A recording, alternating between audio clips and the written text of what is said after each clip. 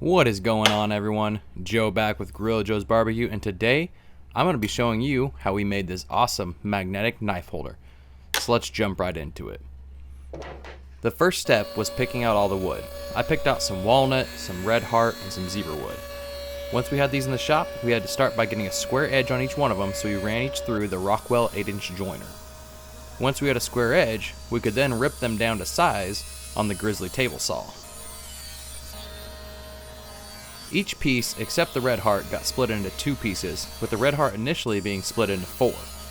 Once that was done, I laid out all the pieces in a possible pattern, but I wasn't happy. I wanted the red heart to be fully used, so we ripped the final red heart in half again so I could get a pattern I was happy with.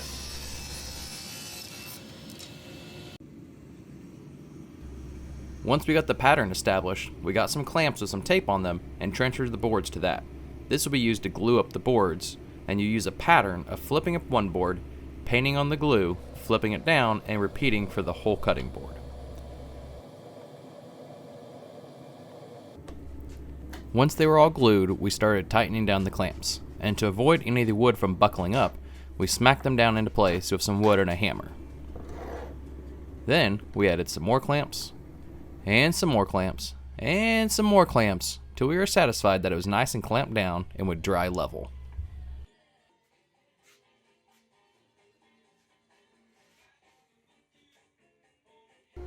The next day, we took the board out of the clamps and scraped the big chunks of glue off with the hand scraper before we put it through the DeWalt planer to start getting it smoothed out. Now this process took a lot of passes. I cut this down to make a video a little bit quicker, but we put this through this planer probably 10 times. But at the end, you can tell it gave us a pretty good looking product here. So we moved on to getting the board cut into the right dimensions. I decided I wanted a 13-inch board for the knives to be able to hold a variety of different knives, so we cut the board into separate pieces, one for the base and one for the holder. The reason we cut the angle on the board was originally for how we were going to get the board to sit at an angle upright, but more on that later. We used the belt sander to do initial rough sanding, and then we moved on to how we would attach the stand to the base.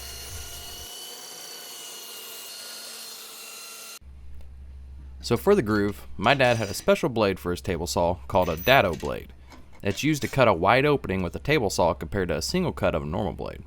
To use this, we had to take the regular blade out, and then you put in this special blade that has spacers to achieve the thickness of cut we wanted. You can put in more or less to get a bigger or smaller space. So we made ours be the thickness of the board that we're going to be inserting.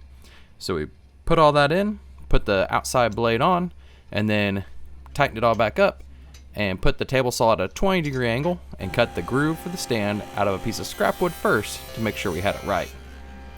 You can see by this first cut that it was not right. It took us a little bit longer than I like to admit to figure out how to put this together, but we got it figured out and it looked awesome when we got it done.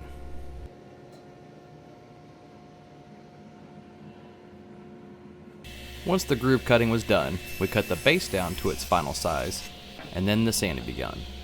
Lots and lots and lots of sanding with different grits of sandpaper, starting at a 120 to a 220 and then finish at a 320. This thing was so smooth you could just run your hand right across it, and it felt like plastic. So once all the sanding was done, it was finally time for the fun part, adding the oil. This is always the best part of the project because you get to see the colors of the wood come out finally. And man, this red heart did not disappoint. I was hesitant when I bought it originally because it was around $40 for this one piece of wood, but man, it turned out beautiful.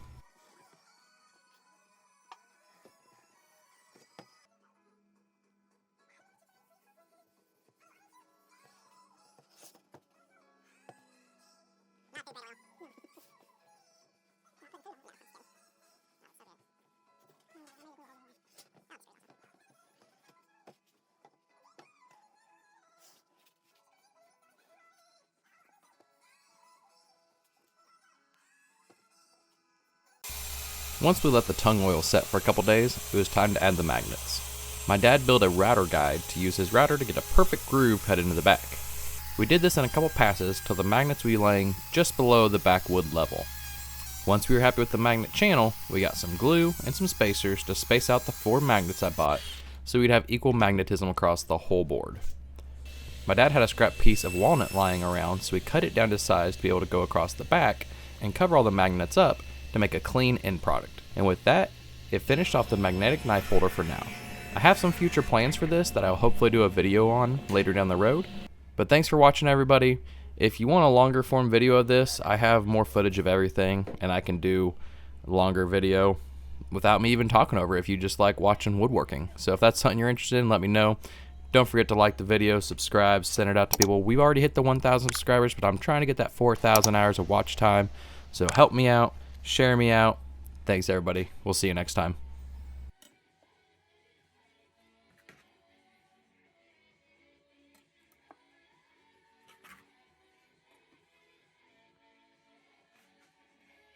That's the only ones that wouldn't work if they were stainless. 97.9 B98. But they'd have to be